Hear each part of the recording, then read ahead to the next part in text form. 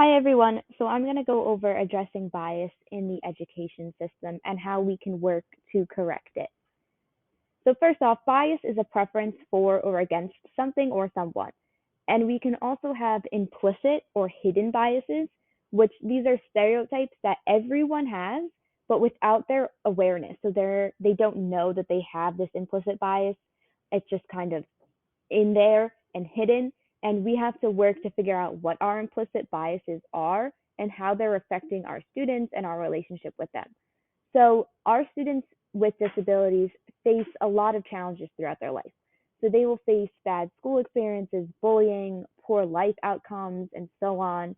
We have to work to make sure that our biases are not also affecting our students.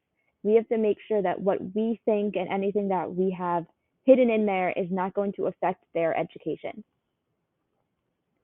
Bias can also affect how we work with their families. So these families already tend not to trust the educators, so they already have a bad experience. Coming into the special ed process, they might already have a distrust of the educators. So we have to develop a relationship with these families and we have to make sure they understand what's going on. So if their child is in the process of being diagnosed with autism spectrum disorder, we have to make sure they understand what that means.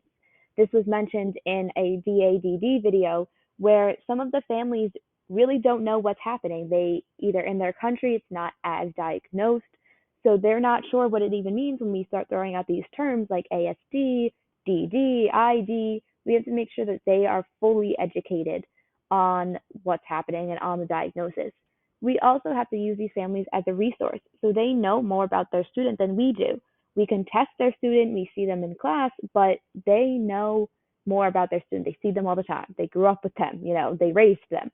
So we have to use them to our advantage. These are some first person accounts of the bias in education.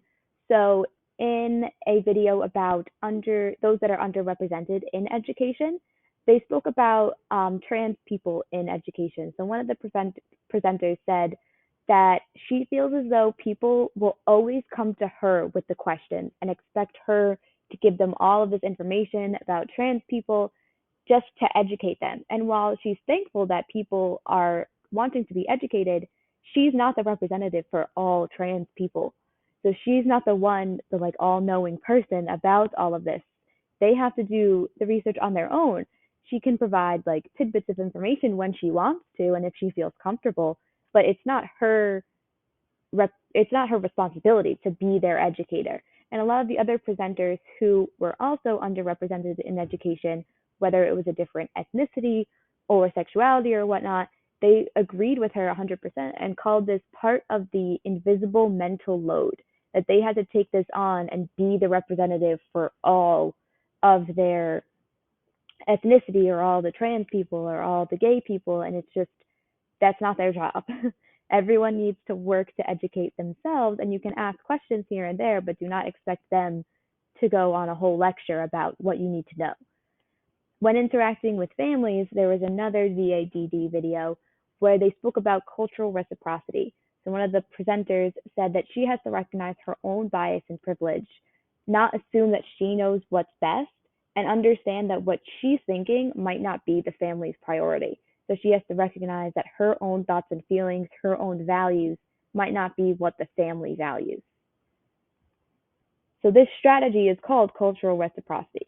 So the first step is to identify what cultural values are embedded in your own interpretation of the student's goals. So for example, if you think the student should work on their math skills or their communication skills, identify why you think that way and what part of your culture and what part of your values are kind of embedded into that thought. Then you have to think about how the family's values might differ from that. Does the family also value communication? Do they also value the math skills, the academic skills? Understand how that might be different. Maybe they prefer to focus on the communication and the social skills. Think about how the values might differ there. And then the third step is to acknowledge the differences, is to discuss the different perspectives with the family and appreciate the differences. Understand that we need to work together to come up with a plan, and that's the final step. Work together to adapt the goals that's acceptable for both parties and so that everyone is happy with how we're moving forward. So these are just some of my references. So the two DADD videos, the two of our textbooks. I hope you enjoyed the presentation.